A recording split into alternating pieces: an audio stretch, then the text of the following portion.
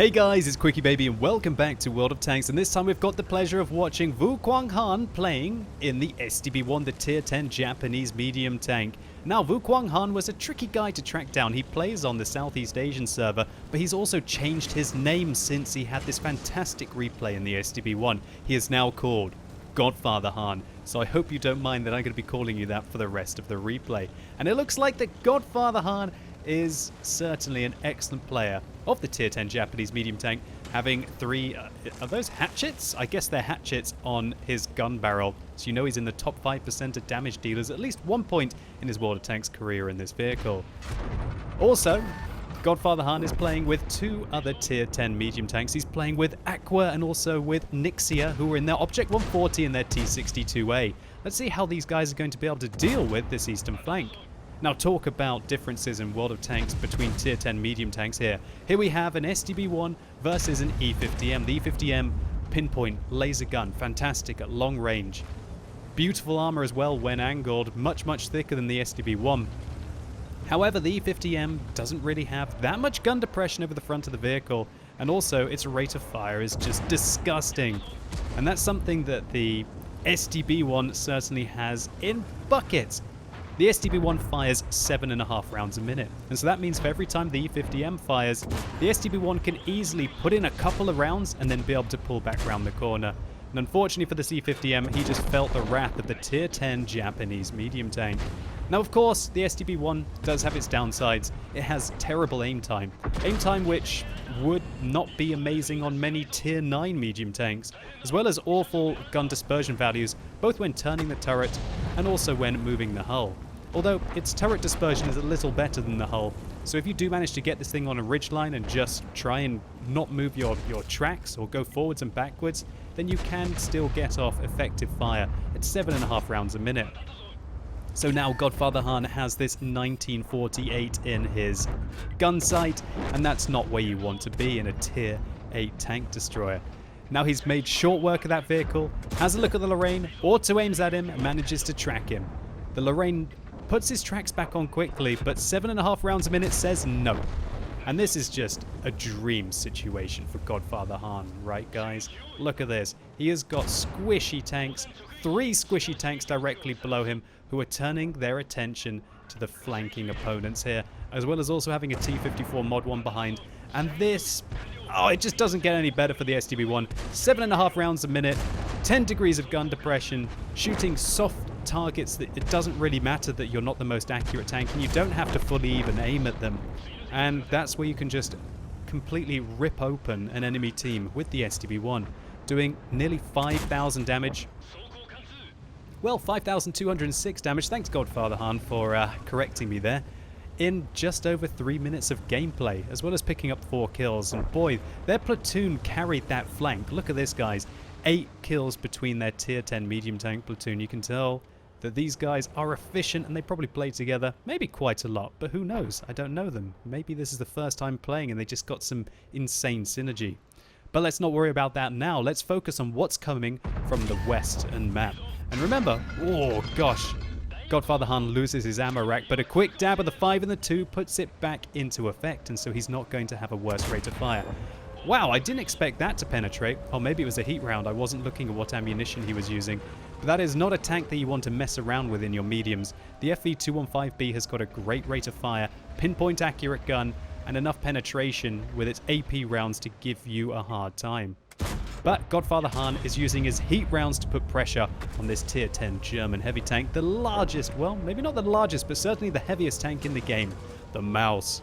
So Godfather Han decides that he doesn't really want to waste these heat rounds, or maybe he just feels like he's going to be ineffective at long range. And frankly, all of those shots into the cheeks of the Mouse at those kind of range is rather lucky. Unless you can have the side or the lower plate of the Mouse, it isn't really going to work. So he wants to get into close quarters combat. And this is where I really love to have my STB-1. Now, a bit of a bad decision there. He decided to shoot the tracks of the T10 when he had already made it over the ridgeline. Now, I can understand what he was doing, try and track the T10 in place, hopefully without the gun depression to be able to shoot him and then be able to take him out. But he just didn't quite time it right, and the T10 still manages to shoot him, but hopefully his mobility is going to be able to get away from the T10. Well, talk about a turn of events here. Now, Godfather Han's team only has 3 tanks remaining, and both of his platoon mates, who looked like they were doing so well earlier on, have fallen at the side of the road here and dropped off. Now Godfather Han is trying to make his way away from this T10, try and flank this mouse, who seems to be focusing up on the T95 and the Conqueror, who have they now taken out, and probably he's going to turn his attention to Godfather Han, who's trying to flank him. You really don't want to allow an STB-1 to flank you for all of that long, otherwise it doesn't matter if you've got 3,000 hit points, like the mouse has, the most healthy tank in the game. It's not going to last you that long. Well, a minute to be exact, right? Or even under that, because you've got to take into account cruise skills and a gun rammer. But the base DPM of the STB-1 is just under 3,000 to be exact. So when you take into account cruise skills, vents, a gun rammer, then it goes much, much higher than that. So, Godfather Han shuts down the mouse and now turns his attention to the FE-215B, who's tunnel visioning on that T95, really bad awareness.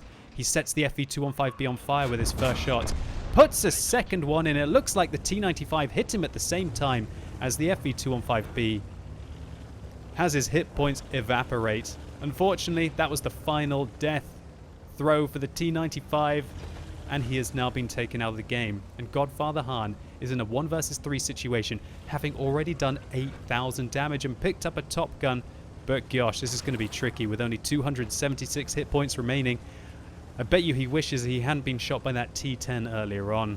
But what's done is done. Let's focus on what he has to do right now. And that is try and catch the Waffenträger auf Panzer IV, who is in this alleyway. And you can tell he's hunting him because he's loaded a high explosive round. He knows with the high amount of hit points that the Panzer IV has there, that his AP rounds would be probably less than a coin flip to be able to take him out. But with a high explosive round, he would have to get very unlucky and get a disgustingly low roll to not be able to take him out. So great choice of ammunition here. You can tell that Godfather Han really knows his stuff with his STB-1. Having taken out the WT Auf Panzer IV, he now turns his attention to the E100. We see a shell misses from the enemy E100, and the heat round bounces off the Tier 10 German heavy tank. So Godfather Han doesn't want to really turn this into a long-range engagement. I guess he wants to find the T10 first, maybe take him out, and then work the E100. Or perhaps he can lure the enemy E100 into a bad situation and then be able to flank him.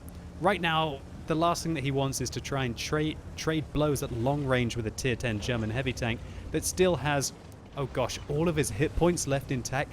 2,700 hit points. That is a lot of shots, even in an STB-1. So, Godfather Han decides that he wants to pressure the cap circle here. Now he's going to focus on putting vision across this bridge. I guess what he wants to do now is try and bait the E100 into crossing, so maybe he can get a few soft shots in. But he also has to worry about the T10. The T10 was last spotted up on the hill, and Godfather Han is having a look up there to see if he's going to be able to poke out the bush. Now he's got to be very careful in this situation. He's got to see how many tanks are capping. And it looks like they've decided that they don't want to cap.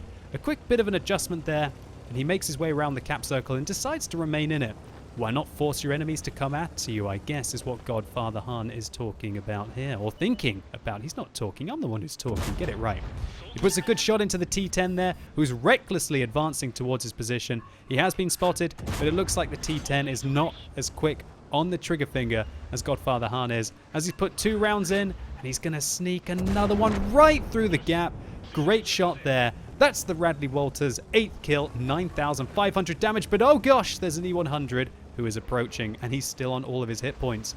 But you know what? All Godfather Han has to do here right now is just kite this E100. You see this rock on the Tundra map? There's one here, and there's also one on the other side of the map.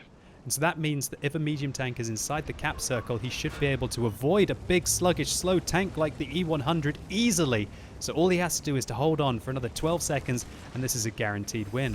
But maybe Godfather Han is getting greedy. He wants 10,000 damage. And that means that the E100 finds a shot into his STB-1's tracks, and now the pressure is on him. No longer is he able to cap, but a good bit of marksmanship there takes the tracks off the E100. Will he find the second round in there? Looks like this E100 has a very good repair crew as he puts his tracks back on very quickly for a big lumbering heavy tank and puts another shot into Godfather Han's tracks. This is neck and neck stuff right here. Will this E100 be able to catch the tier 10 Japanese medium tank? He tracks him yet again. That's the third time that Godfather Han has tracked him. He's up to 11,440 damage now. Puts another one into his tracks. Come on, all we need is just a slightly above average roll. 437 hit points. Oh god, his 10 degrees of gun depression isn't enough to be able to get a shot into the back. 415!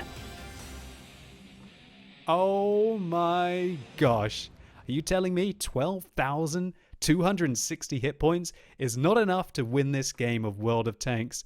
Oh my days. What an absolute heartbreak for Godfather Han here as he goes up in a ball of flames. But this E100 has to be very happy that he managed to secure the victory for his team. Now, there's no doubt that Godfather Han made a terrible mistake here. If he just wanted to win, all he needed to do was just play Ring Around the Rosie with his E100, and there's no way that he would have been able to interrupt him. But then again, how often are you on 9,900 damage in World of Tanks and just need that one extra little juicy shot into an E100 to break the 5-digit mark? And so I guess it was just a little bit too tempting for Godfather Han here. Let's just take a very quick look at the post-game stats. Now, usually I would say this is an absolute heartbreak, but frankly, Godfather Han was just a little bit cheeky chasing too much damage to receive that kind of condolence. But nevertheless, he still got a Radley-Walter's medal. His platoon picked up the crucial contribution medal for getting 12 kills between them, and unsurprisingly, the high caliber. And you know what? This was the high caliber in the world for patch 914, as it was the most damage that anyone has done in the millions and millions of replays in the last few months.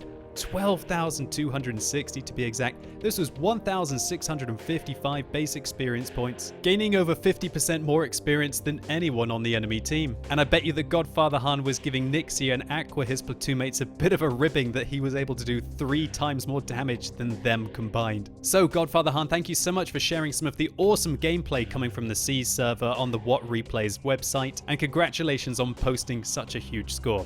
I really enjoyed this video. Hopefully you guys did as well. If you did, please consider giving it a like down below. It really helps the channel out. And if this video has sparked your interest in the tier 10 Japanese medium tank, then simply click through up here and you can go through to see how Storm 750 handles himself in a 1 versus 8 situation in the STB-1. Or use that more info icon in the top right hand corner of your screen to see a plethora of other tier 10 Japanese medium tank replays. And let me know in the comments down below, what is the most damage you have ever been able to do in World of Tanks? And as always, thank you so much for watching. You've been epic, and hopefully I'll see you soon.